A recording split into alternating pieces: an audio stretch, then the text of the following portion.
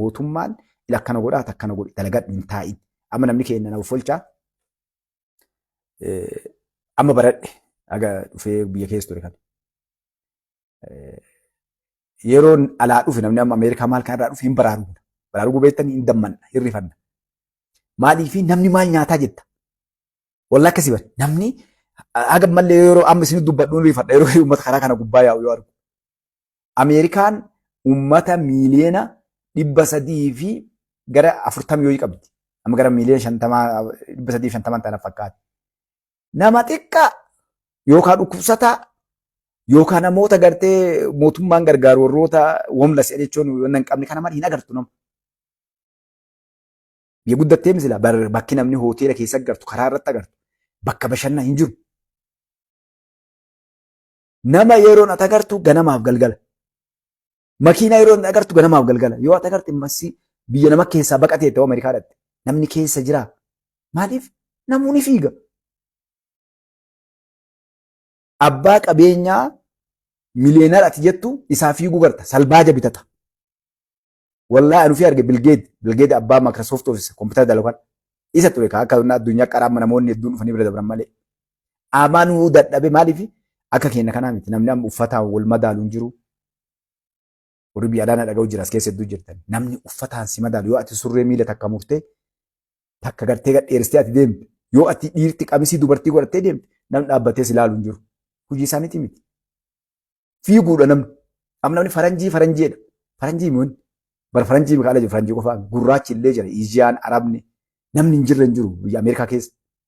Hundinuu achi dhannaan tokko aniin gurraacha amma isin dura taa'u kun illee Ameerikaa dhaqee jennaan akkuma warraa qori'a. Maali sisteema akkuma keenya turan isaan illee duraan mana bunaatiin wal ganii karaa gubbaa deemanii. Amma Itoophiyaa yoo ati dhufte rabbi sitti hin fidin bala'u abbaa qabeenyaatiin rabbi sitti hin fidin. Garaa baasuun dirqama wanti ati beektuun abbaa qabeenyaa hatta hiyyeessi illee garaa baasa jechuudha. Takka isa lammataati. Makiinaa inni deemuu rabbi sitti hin fidin. Sadaffaa si ceela'u maal jechuu miskiina dalasiisu kana irra deemu bakka asitti argitu hoteelli istaandardii isa wanni martuu adda jechuudha. Miskiina quban qabu. Biyya quban qabu. Biyya amma namni irratti dhumatee kun warri raayyaa ittisa biyyaa kun bara qixaranyaa alaan dhufne bara yookaan ammoo ilmaan guddisaatii miti. Akkuma keenyatti jiruu ilma namaa oofanii nyaatanii dhuganii uffatanii jaartii fuudhanii ilmaan horanii laayifii ilmi namaa dabarsu kan ijoollee dabarsitu ijoolleen kun. Namoonni achi keessa jeneraal sadarkaa guddaa dhaqan kun biyyaaf of kennan laal. Ibin bara eegargaruu waggaa 7 akkasiin seerri bara murtaa'een seenta keessaa baansilaa garuu maaltu itti mul'ata. Biyyi tuni uf duuba deebi'anii maatii hawaasa ofii kana ilaalanii lubbuu ofii jiruu ofii guutuu achi naqan jechuudha. Hidhamaa ta'an. Raayyaa ittisa jechuun beektaa waraana keessan hidhamaa ta'an maaliif isaan beeksisan takkattii malee akka nama namatti tolna dheetii deemanii jechuudha. Kenna yoo ati ilaalte kan amma rabbi sitti hin fidin karaan rabbii namni kun maal nyaataa? Anfinni kana keessa yeroo gadee akkan osuma deemu si uummanni kun maaliin jiraata? Maal nyaata akkamitti jiraate yoo jettu bari hin jiru galiin hin jiru qabeenyi hin jiru maal nyaatee jiraate yoo jettu rabbii kan kee gaafadhu. Taallayeetuma kunoo kunkaanitti. Bara namni keenya akkami nama yoo ilaale beekte dalagati taallayee jira taalla'uu beektus dhara dalagee jechuudha. Kunkaan maal godhee kunkaan dheetumaan gartee as onee achi bad keessaayyuu lafaa dhufaan new generation ijoolleen amma dhufan kunniin zeeroo takka zeerootti dabraa jiran. Sooshaal miidiyaan fuudhee lixeen barumsa keessa ani gara biyya Arabaa deeman asitti namuu nama siyaasaa ta'e rabbi sitti hin fidin balaa si buuta jala taa'ee ijoolleen daa'imman. Yoo ati gaafate bar siyaasaa irraa kun maali kan jechuun maal jechuu itti siin deebisan. Kun osoo akkana ta'u gaaf kaa intal namaa harkisee manatti hin gala. Torbaan takka waliin deemnaan qaata boksii mana keessa walii galan. Biyya cabaa jira qaba baadhu jaraami. Namni keenya maal godhuu qabaree wanni kana isin dhaqeef jaran. Addunyaan bakka nu amma irratti ifaanyee saree nu nyaattu bira kutteera. Mee Dr. Abiy Ahmed ilaalaa bichuu. Akka namni dalagee bahu laala bakka guddoo isin geessamee as gadi isin hin galtu. Mee Dr. Abiy Ahmed ilaalaa. Itoophiyaa deeyni meeqarra jiru? Barta deeyniif kokkee qabatanii bira taa'an. Tan Amaaraaf Oromoo Tigiree jedhee warri sadiin kunniin balaa walitti kaasu 4 kiiloo barmartinu. Araa kiiloo jettiin jenne barnamuu bara waan biriin jedhu namni Itoophiyaa biyya tiyyaa uummanni kiyya miidhamee gabroome jedhu jiru araa kiiloo. Maaliif araa kiiloo yoo dhaqee ofiillee biliyeenar taa'aa garee wayiitu jira warri gartee ofii dhageettii horataa baala silxaanii jedhanii ni saammataa haga jirtu gartee haga jiran buxxuulanii gaafa ju'an suttuuranii jedhee dhaqa. Namni kun ka isa achi harkisuudhaaf namni adda namni kun waa dalgaaramee itti furaa jala jedhee jiru. Abboo madala duun hungee namni jedhee jiru baala. Buusachi maal biyya akkana godhee namni kun osoo akkasii itti duulan har'a waan meeqa dalagee magaalaan kalee namni Afrikaa keessaa hiriyaa tokko qaba Adam Ginee jedhanii keenyaa jira. Achuma yoo viidiyoo kee dhageettee nagas gaafadha. Abbaa qabeenyaati. Waan naan jedhu aara gaafas keenyaa ture. Afrikaa bakka hin deemin hin jiru jedha. Itoophiyaa Finfinnee yeroo dhufu xiyyaaraa yoo gallaala haqqenna qabaa jedha. Jennaan warri Afrikaa Yuneenii Afrikaan gamtoome kuni manni waajirri Afrikaadhaa Finfinnee keessaa bahu jedhee morma yeroo maraa. Tokkoffaa maal dhiyeessan beektanii mana fincaaniitu hin qabdu. Mana fincaanii namni yeroo walgayifachi dhannu mana fincaanii hin qabnu jedhan ni beektan jechuudha. Tokkoffaa inni kaleessa. Karaa hin qabdu, sisteema hin qabdu, intarneetii hin qabdu, uummanni wanni hin kalaayin hin jiru. Haga xiqqi barra as keessaan buqqisin dhaabbichuu rabbitti fide. Amma ka Afrikaatii miti ka addunyaa Finfinnee haa ta'u jedhan malee Finfinnee keessaa haa ka'u hin jedhan. Maaliif namni kun fide? Dalaguu. Hojii namni gabbahee dalaguun namni yoo dalage wayin gala. Hattaa rabbiin keenya sosso'aa jedhee gartee riskiin sochii keessatti. Dalag tattaafadhu. Shimbirti way orruu qabdi, daldala qabdi, doktora, profeesara way qabdi, mootummaa way qabdi hin qabdu bara. Teettee way waatti dhufanii miti ni bararti. Bararteeti riskii isii kan rabbi isii godhe qocattee galti. Sochii keessa mi'atummaan ka'e nama taa'eetumaan jimaa gubbaa taa'eetumaan jedheetumaan jimaa alanchuu maal tamaa beektaa boroo jimaa dhabe ganama hamoommachaa dhaqee ka'ee mataan garagalee yookaan hatu mana keessa eegala bara. Yookaan abbaa jalaa yookaan haadha jalaa yookaan jaartii jalaa waa fuudhuu eegala asii eegala asii galee maal seenu waan gaarii miti barammanni. Saamuu seena jechuun asii galee. Akkanaa kana keessaayyuu Afrikaa maaliif akkasiin hin dalaganne hin baranne godhan beektuusi. Maa cabsan itti fayyadama meeshaa namni gaafa rakkate hin hata. Waan itti godhe jetteen godha. Haati ajjeesa abbee ajjeesa inni ajjeesa hin jiru namni gidduu nama qabeenyaa fuula ajjeesu.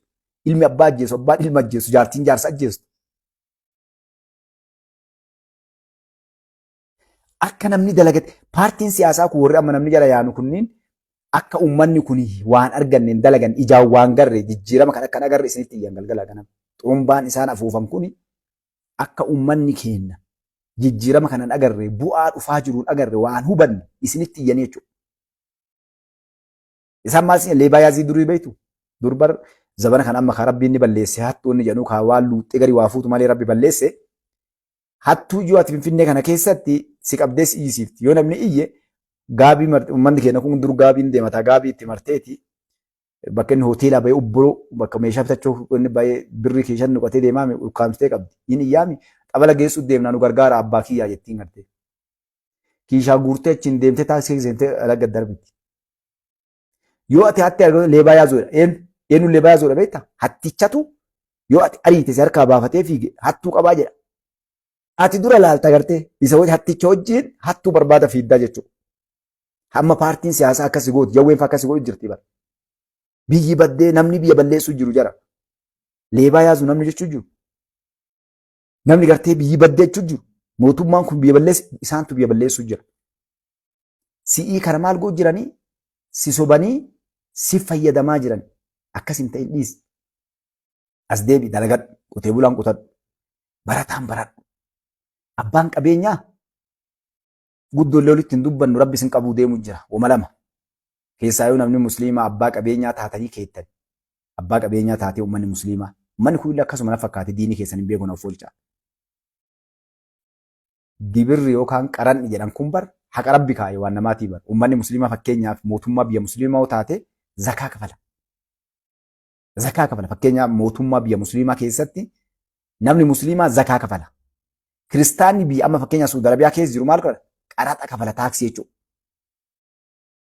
Diiniin Islaamaa maal jedha? Warra irraa qaraxa fuudhaadha. Islaama irraa hoo zakaa kafalta. Zakaan sun qabeenyi kee sun herregameeti achirraa baastaa jechuudha. Kanaaf qotee bulaan keenya amma yoo midhaan kuntaala 100 galchate kuntaala 10 keessaa kennaa jechuudha. Midhaan galfatee bara. Wanni mootummaan hadha sirraa fuudhu kuni dirqama rabbi sirra kaa'e. Haa qaraxa jedhama malee zaka masan jechuun si galee kafaluu qabda. Horiin keellee yeroo san barakaa godhata. Kasirraa fuudhan kana kaleessa mootummaatu nyaata hadha mootummaan hin nyaatu. Uummataaf fayyadamaa jira. Karaa dalagamaa jira. Fooqilee babbareedaa waan amma abbootiin qabeenyaa biyya kana keessa argitan amma Finfinnee kana. Mana barbitachuu hin dandeettu Finfinneetti.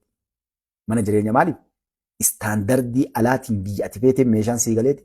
Mana ciisa saabbaa 3 birri Itoophiyaa gara miiliyoona 30 siin jeenadha. Laal sadarkaa biyyi kun dhaabbatte. Guddinna kun. Eenyuun mijjate kun si'iif. Biyyi takka bari yoo isiin gatiiwwannaan isii cabaa taate vaaliyuun isii wanni martuu isii cabaa.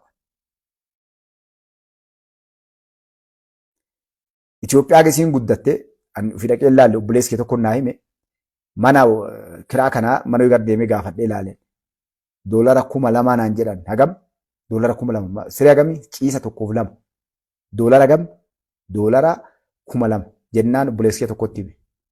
Barakkan naan jedhani mira akkanaa gaafadhee na hay abboo ati quban qabdu ka 10,000 si geessu naan jedhe doolara 10,000 jedhan kafalan. Abbaa ciisa 2-3.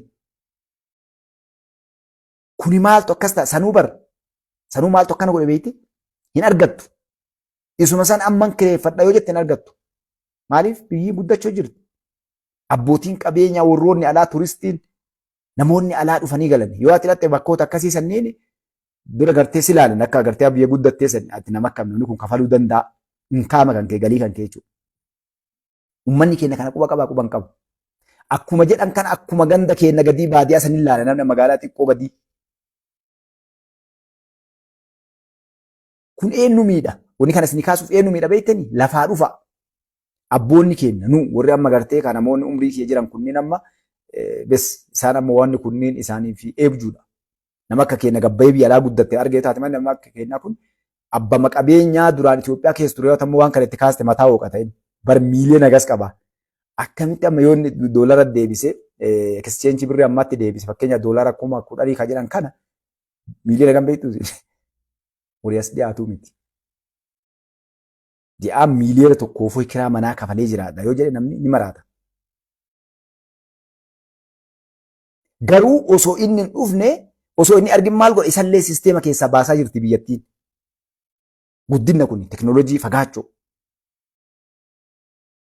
Osoo manni kun kaamaan isiniimu kun ijaaramee abbaan ciisa 3 yookaan ciisa 4 kaama birrii Itoophiyaa miiliyoona 20-30 isiniin jedhu kuni namarraa bitan dhabanii kan maal akkana go'atti hin argattu sunu lafa jala kafalee naa ijaara jedha namni gartee. Achi bira dabree meeshaan ka biyya kamiitiin si ijaarraa siin jedhan immoo hidhatte ka Turkii, ka Ingilizii, Ameerikaa irraa finnaa siree maal kannii waan ati barbaaddu kichinii kan ittiin dalagan kun hundi maaliif kana guutuu keessanii deeme ilmaan Oromoodha.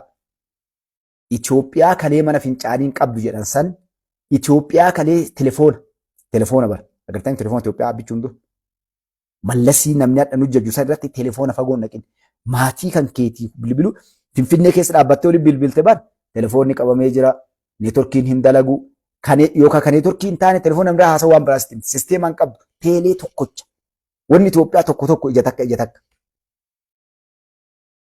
Amma gaafa muummichi ministeeraa Safarikoom itti fidan caarataa intarneetii fi telefoonaa waan biyyaa bu'aa qabudhanii fidan namni hedduun iyyee balaa buusee dadhabanii.